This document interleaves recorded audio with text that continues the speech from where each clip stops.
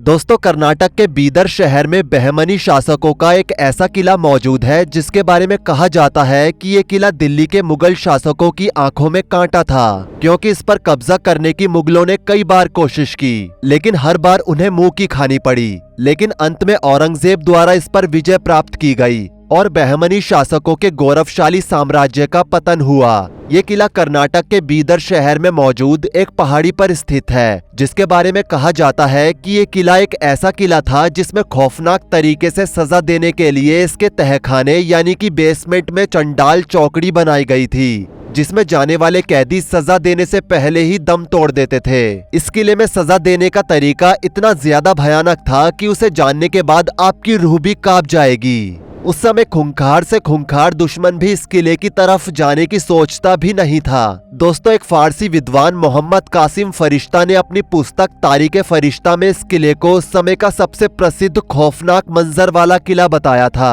और इसके ऐतिहासिक स्थल के बारे में ये लिखा था कि इसे पुराने किले के अवशेषों के ऊपर ही बनाया गया है। दोस्तों, इस किले की बनावट कुछ इस प्रकार की थी कि इसके अंदर से ही मौजूद तोपों से इस किले की सुरक्षा की जाती थी। इस किले की बनावट ही कुछ इस प्रकार की थी कि किले में प्रवेश करते ही घबराहट होने लग जाती थी। किले में मौजूद बड़े बड़े मजबूत पत्थरों से बने गलियारे डर का एहसास करवा रहे होते थे और ऊंची ऊंची दीवारें देखकर ऐसा प्रतीत होता था कि ये जैसे किसी जानवर को कैद करने का पिंजरा हो। इस प्रकार इस किले को डिजाइन किया गया था। इस किले की अनोखी शैली और इसका इतिहास इसको भारत के अन्य किलों से काफी भिन्न और प्रमुख बनाता है। इस किले का सर्वप्रथम निर्माण अहमद शाह द्वारा करवाया गया था। इस किले को 13वीं शताब्दी में तुगलक राजवंश के राजकुमार उलुग खान द्वारा अपने कब्जे में लिया गया था, जो बाद में दिल्ली सल्तनत के सुल्तान बन गए थे। इस किले को बनाने में उस समय लगभग 6 सालों का वक्त लगा था। इस किले को सुरक्षा की दृष्टि से पहाड़ी पर एक चट्टान के पठार पर बनाया गया था,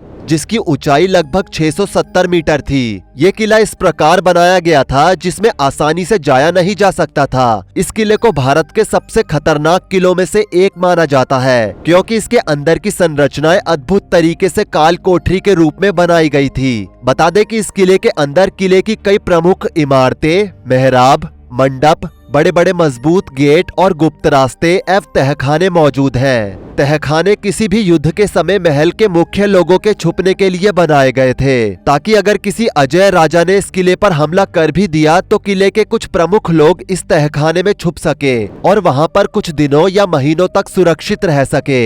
इस किले में लगभग 7 प्रवेश द्वार बनाए गए थे, जिनमें सबसे प्रमुख मांडू दरवाजा, कलमदगी द्वार, दिल्ली द्वार, कल्याणी द्वार और कर्नाटक द्वार थे, जो किले को एक नायाब तरीके से सुरक्षित रखने का काम किया करते थे। इन सभी द्वारों पर धातु से बनी तोपों को रखा गया था, ताकि भविष्य में किसी आक्रमणकारी द्वारा होने वाले हमले में दुश्मनों का एक बार में ही खात्मा किया जा सके और उस युद्ध में बचे हुए दुश्मनों को चंडाल चौकड़ी में ले जाकर खौफनाक मंजर से मौत का सामना करवाया जा सके।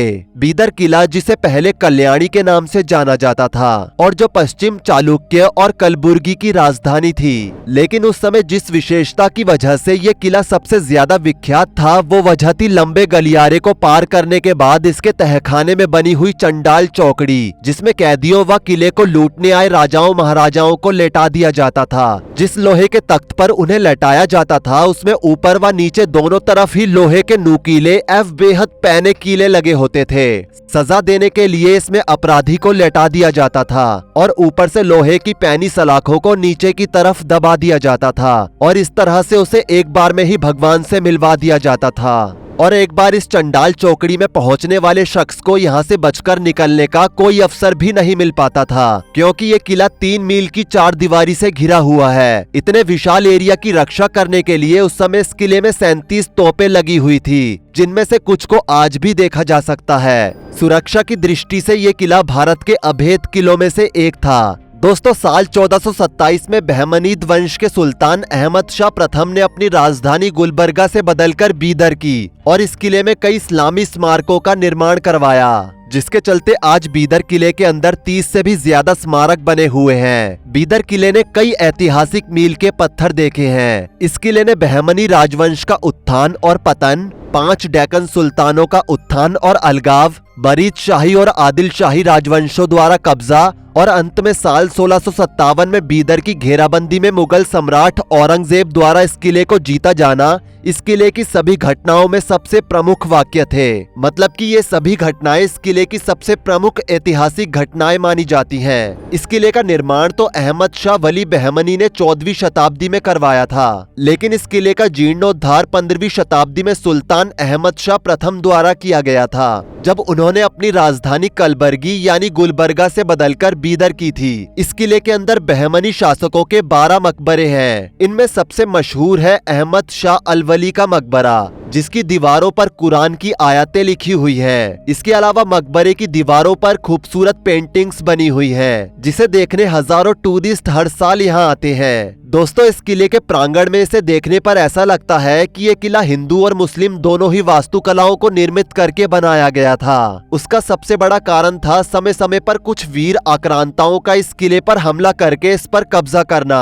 इस किले में बनी 16 खंबा मस्जिद मूल रूप से बीदर की सामूहिक मस्जिद थी। इस मस्जिद के ऊपर एक पैरापेट दीवार है, जिस पर एक विशाल गुम्बद बना हुआ है। पैरापेट दीवार के कारण मस्जिद की छत पर कई छोटे मोटे गुम्बद नीचे से देखने पर छिपे रहते हैं। इसके अलावा भी इस किले में ऐसी कई खूबसूरत जगह बनी हुई हैं, जिन्हें देखने के लिए सैलानी यहाँ पर आते हैं। दोस्तों, ये किला आज देखने में कितना भी मनमोहक और विशाल क्यों ना हो, लेकिन एक समय पर दुश्मन राजा या चोर इस किले में जाने के नाम पर ही भयभीत हो जाया करते थे, और उसके पीछे की वजह थी इस किले में मौजूद सजा देने का तरीका।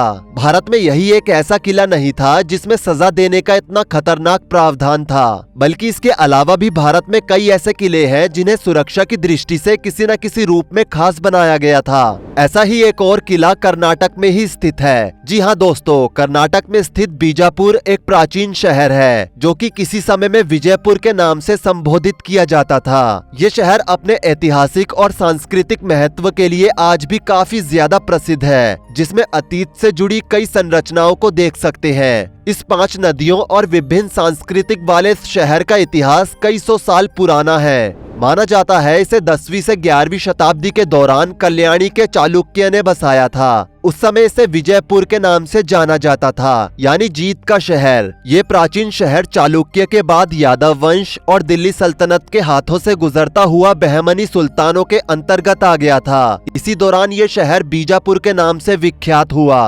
बहमनी के बाद यहाँ कई और शक्तिशाली साम्राज्यों ने शासन किया था, और इसी शहर के नाम पर यहाँ के बेहद प्राचीन किले का नाम पड़ा, जिसे हम सब बीजापुर किले के नाम से जानते हैं। बीजापुर किला आदिल शाही राजवंश के शासन के दौरान बनाया गया था, जो उस दौरान बनाई गई ऐतिहासिक स्मारकों की उत्कृष्ट वास्तुकला शैली को प्रदर्शित करता था। यहाँ आदिल शाह द्वारा बनवाए गए कई प्राचीन मंदिरों के अवशेषों को भी देखा जा सकता है। इस किले का निर्माण आकर्षक वास्तुकला शैली में मजबूत दीवारों के साथ करवाया गया था, ताकि युद्ध के समय दुश्मन इस किले को ज्यादा क्षतिग्रस्त न कर सके।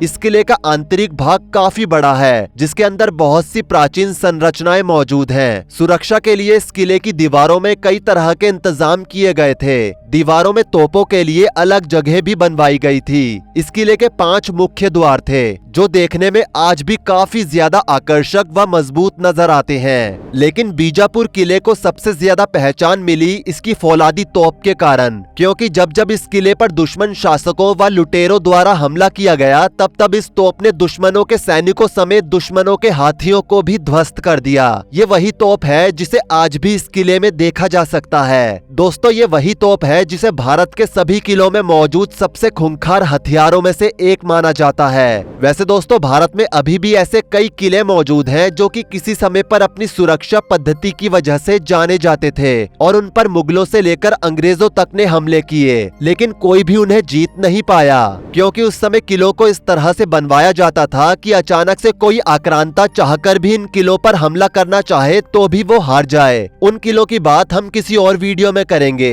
फिलहाल के लिए आज की वीडियो में सिर्फ इतना ही। वीडियो पसंद आई हो तो वीडियो को लाइक करें, शेयर करें, और ऐसी ही और वीडियोस के लिए इस चैनल को सब्सक्राइब करके साथ में बेल नोटिफिकेशन को भी ऑल पर सेट कर लें। धन्यवाद।